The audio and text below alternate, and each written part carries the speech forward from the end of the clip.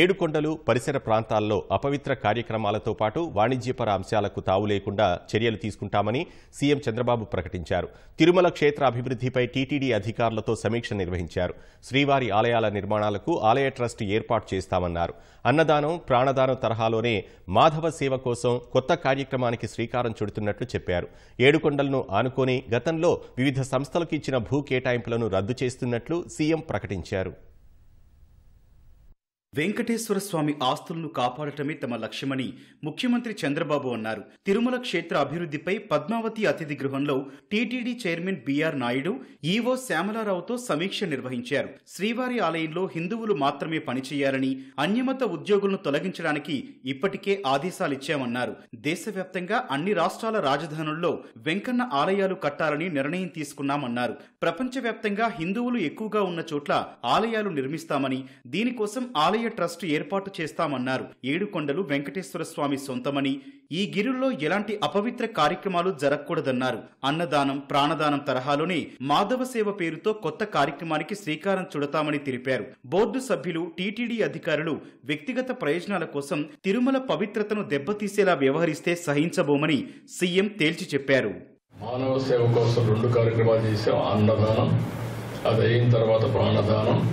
మూడోది మాధవ సేవ కోసం ఈరోజు ఆలయ నిర్మాణాలకి ఫండ్ కూడా విడుదల చేస్తాం. వెంకటేశ్వర స్వామి ఆలయ నిర్మాణాలకి ఒక ట్రస్ట్ క్రియేట్ చేస్తాం, ఫండ్ క్రియేట్ చేస్తాం. ఎవరన్నా ఇవ్వాలనుకుంటే నేరుగా ఇవ్వచ్చు. శ్రీవారి నుంచి వచ్చిన డబ్బులు కూడా ఆ ట్రస్ట్లో పెట్టి పగడ్బందీగా మొత్తం టెంపుల్స్ నిర్మాణానికి, ఆ టెంపుల్ మేనేజ్మెంట్కి ఖర్చు పెడతాం. శ్రీవారి సేవకులు కూడా ఇంకా పగడ్బందీగా తీసుకొస్తాం. ఇది కూడా నా ఆలోచనే. ఒకప్పుడు పుట్టపర్తి సాయిబాబా సేవకులు ఉండేవారు. వారిని చూసిన తర్వాత నాకు అనిపించింది, మనం కూడా శ్రీవారి సేవకులు పెట్టాలనుకున్నాం, పెట్టాం. వెంకటేశ్వర స్వామి దేవాలయంలో పనిచేసే వ్యక్తులు ఓన్లీ హిందూస్గానే ఉండాలి. ఎవరైనా క్రిస్టియన్స్ కానీ ఇతర మతస్థులు ఉంటే వాళ్ళందరికీ ఎవరిని మనోభావాలు దెబ్బతినకుండా గౌరవప్రదంగా వాళ్ళు రీహాబిలిటేట్ చేస్తాం. Including board members, management, everybody. వీరైతే మీరు వెంకటేశ్వర స్వామి పవిత్రత కాపాడడానికి ఇంకొక అడుగు ముందుకెళ్ళండి. వీరు కాకపోతే మీరు మీ పని చేయండి. కానీ అపచారం జరిగే పరిస్థితి కానీ, అపవిత్రం చేసే పరిస్థితి కానీ, మీ వ్యక్తిగత ప్రయోజనాలు చేసుకోవడం కానీ ఇక్కడ జరగకూడదని చాలా స్పష్టంగా చెప్పాను. దేవస్థానంలో కూడా అప్పుడప్పుడు కొంతమంది విపరీతమైన శక్తులు కొంతమంది వచ్చి విపరీతమైన బుద్ధి ప్రవర్తిస్తున్నారు. అవి కూడా కంట్రోల్ చేయాలి. That is the last day అనే మెసేజ్ ఇవ్వాల్సిన అవసరం ఉంది.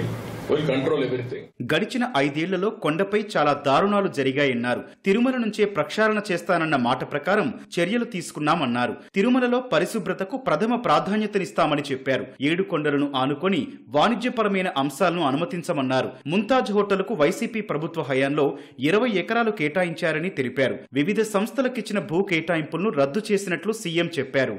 పోయిన ప్రభుత్వాన్ని చూశాను. ఏడుకొండలు ఆనుకొని ముంతాజ్ హోటల్కి అప్పట్లో పర్మిషన్ ఇచ్చారు, పేరు మార్చారు.